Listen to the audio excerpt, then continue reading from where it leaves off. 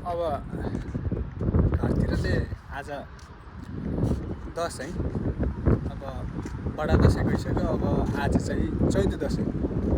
नेपालमा त दसैँ सुरु भएर पनि राति भएर पनि मान्छे सुतेर बिहान हुन लागिसक्यो। यहाँ चाहिँ अब नेपालको हिसाबले अहिले चाहिँ आज चाहिँ चैते दसैँ। अनि त्यत्तिकै अब यहाँ त अब के दसैँ, के तिहार, के चाडपर्व, बिहान उठ्यो काम गयो, बेलुका आयो सुत्यो खायो, फेरि बिहान उठ्यो काम गयो, जिन्दगी त्यस्तै गरी चलिरहेछ। अब के को दसैँ, के को तिहार। अब छुट्टीको दिनमा पनि अब मेरो 2 दिन छुट्टी थियो। अब म बाहिर घुम्न जान मन लाग्छ।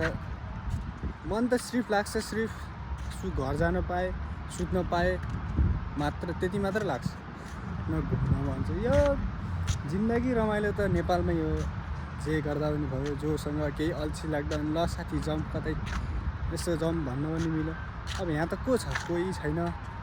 अब भए पनि साथी भए पनि त साथीको काम हुन्छ। साथीको काम भयो बेला मेरो काम हुँदैन, मेरो काम भयो बेला साथीको काम हुँदैन। अनि कति बेला जाने, के गर्ने, त्यस्तो केही हुँदैन, टुङ्गै हुँदैन। अनि अनि त्यसपछि अब के गर्ने। त्यो भएर म त अब एकछिन यसो आज घाम पनि लागेको रहेछ, फुलहरू पनि फुल्न लागेको रहेछ, हरियो पनि भइरहेको रहेछ।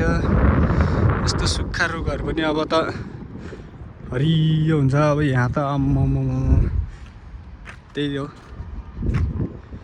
अरू त अब यस्तै हुन्छ नि अमेरिकामा घर। मैले त सोच्थेँ अब यो घरहरू चाहिँ पिल्लर, उसको पिल्लर, अनि जस्तै नेपालमा इँटा माटो ढुङ्गाको हुन्छ नि नेपालमा, त यहाँ त पुरै काठको हुने रहेछ क्या। म त सोच्थेँ अब त्यही केही सिमेन्ट ऊहरूबाट बनेको होला भने। आउँदाखेरि त सोच्थेँ म सिमेन्टकोबाट बनेको, अहिले हेर्दै जाँदाखेरि त काठबाट बनेको रहेछ क्या। र एउटा कुरा के भन्नु होला भने मलाई, नेपालमा चाहिँ अब प्रायः जस्तो साइकल बाइकहरू हुन्थे, गाडी चाहिँ कोही कोही धनीहरूले चढ। यहाँ त गाइज एक घर एउटा कोठाको एक फ्यामिलीको एकजना बराबर एउटा गाडी के भनेपछि त 6 जना फ्यामिली छन् भने 6 वटा गाडी के, त्यस्तो क्या। यो चाहिँ मलाई अचम्म लाग्यो। यहाँ चाहिँ फेरि यो गाडी भएन भने भएन भने चाहिँ अलिकति लगभग खुट्टा भाँचेको जस्तो त्यस्तै हुने रहेछ।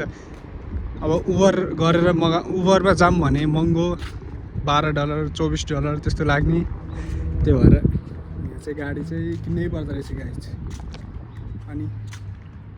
अनि आज तपाईँहरूको बडा दसैँ कस्तो भयो, सरी चैते दसैँ कस्तो भयो त? अब आफ्नो त यस्तै हो, अब सुत्ने उठ्ने, अब घाम ताप्ने, त्यही हो। आज र भोलि छुट्टी थियो। ल राम्रो गर्नु होला, राम्रोसँग मनाउनु होला। आफ्नो त यस्तै हो। फेरि पनि चैते दसैँको शुभकामना गाइज। ल बाई।